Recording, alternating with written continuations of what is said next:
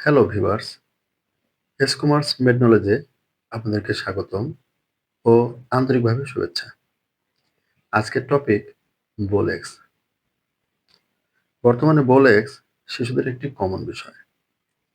প্রায় শতকরা ৯০ ভাগ শিশুই বোলেক্স নিয়ে জন্মগ্রহণ করে। ইহা এমন একটি কন্ডিশন যেখানে শিশু যখন দাঁড়ায় তখন সে তার পায়ের পাতা এবং গোড়ালি কাছে মিল করে রাখতে পারে। কিন্তু হাঁটুকে একে অপরের পাশাপাশি সংযোগ করে রাখতে পারে না। এক্ষেত্রে পা দুটো বাইরের দিকে বাঁকা অর্থাৎ ধনুকের মতো দেখতে পাওয়া যায়।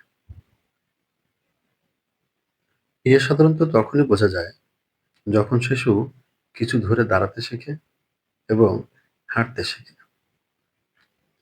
বোলেক্স কেন হয়? বাচ্চা যখন ইউটেরাসে থাকে তখন ইউটেরাসের শেপের মতো পা বাঁকানো অবস্থায় থাকে। আর ডেলিভারি হওয়ার পর আমরা সেটা দেখতে পাই। কিন্তু সময়ের সাথে সাথে বাচ্চা আস্তে আস্তে বড় হতে থাকে আর এটাও ঠিক হতে থাকে। ১ থেকে ১.৫ বছর আস্তে আস্তেই ইহা সাধারণত ঠিক হয়ে যায়। এক্ষেত্রে কোনো ট্রিটমেন্ট বা ম্যানেজমেন্ট বা ম্যাসেজের প্রয়োজন হয় না। নরমালি ২ থেকে ৩ বছর পর্যন্ত বোলক্সকে ডক্টরস সিরিয়াস বলে মনে করেন না। কারণ ইহা সময়ের মধ্যেই আপনা আপনি ভালো হয়ে যায়। তবে ২ থেকে ৩ বছরের মধ্যে যদি ভালো না হয় এবং এর পাশাপাশি নিম্নলিখিত কিছু লক্ষণ দেখা যায় তাহলে অবশ্যই একজন শিশুরোগ বিশেষজ্ঞ ডক্টরের পরামর্শ নিতে হবে। সিম্পটমস বা লক্ষণসমূহ। যে সকল লক্ষণসমূহ থাকলে অবশ্যই বাচ্চাকে শিশু ডাক্তার দেখাতে হবে। সেগুলো: feet and ankles are touched but knees are curve outward. প্রথমত শিশুর পায়ের পাতা ও গোড়ালি একে অপরের সাথে লেগে থাকবে কিন্তু হাঁটু বাইরের দিকে থাকবে। Baby is not balance in walking. শিশু হাঁটার সময় ভারসাম্য পাবে না। Difficulty in walking and running.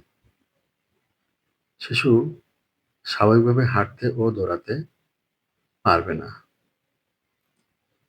নি অর হিপ পেইন। হাঁটু এবং হিপে ব্যথা অনুভব করবে। Reduce the range of movement of hips. হিপের নড়াচড়া কমে যাবে। বেবি হাঁটার সময় দূরে পা ফেলতে পারবে না। Babies looked unhappy. অনেক সময় বেবি নিজেকে দুঃখী অনুভব করছে এরকম দেখতে পাওয়া যাবে।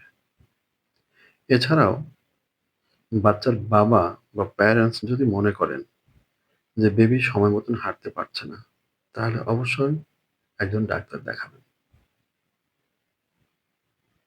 কজেস বা কারণ।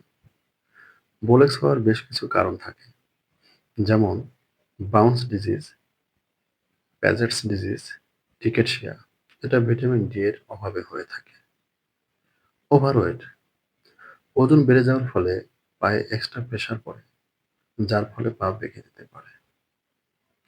Early walk, early walk another important কারণ। কিছু প্যারেন্টস আছেন যারা খুব তাড়াতাড়ি বেবিকে হাঁটাতে চান।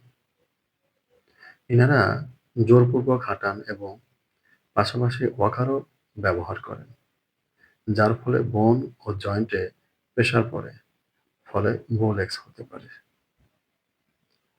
রোগ নির্ণয়ের জন্য ডক্টরস নিম্নের কিছু পরীক্ষা করে থাকেন। প্রথমত ফিজিক্যাল এক্সামিনেশন করেন, দেন ব্লাড টেস্ট, পাশাপাশি এক্স-রে। How it treated. বোলেক্স ৩টা কন্ডিশন অনুসারে ট্রিটমেন্ট করা হয়: মাইল্ড কন্ডিশন, মডারেট কন্ডিশন এবং সিভিয়ার কন্ডিশন। মাইল্ড কন্ডিশনের ক্ষেত্রে জাস্ট কেয়ারফুলি একজন ডাক্তারের অবজারভেশনে রাখতে হয়। মডারেট কন্ডিশনে ভিটামিন ডি সাপ্লিমেন্ট দিতে হবে। পাশাপাশি ব্রেসেস এবং অর্থোপেডিক্স ডিভাইসও ডাক্তার ব্যবহার করে থাকেন। একজন ডাক্তারের আন্ডারে প্রতি ৬ মাস অন্তরে চেকআপ করাতে হবে। পাশাপাশি ফিজিওথেরাপি এক্সারসাইজ করাতে হবে।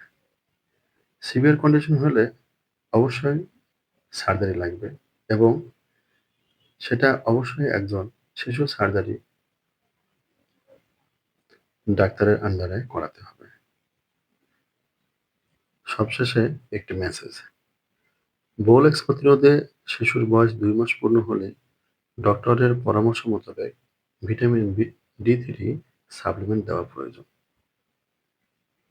ধন্যবাদ। এতক্ষণ সাথে থাকার জন্য ধন্যবাদ। আমার পরবর্তী ভিডিওর আপডেট পেতে একটি লাইক দিয়ে সাথেই থাকুন।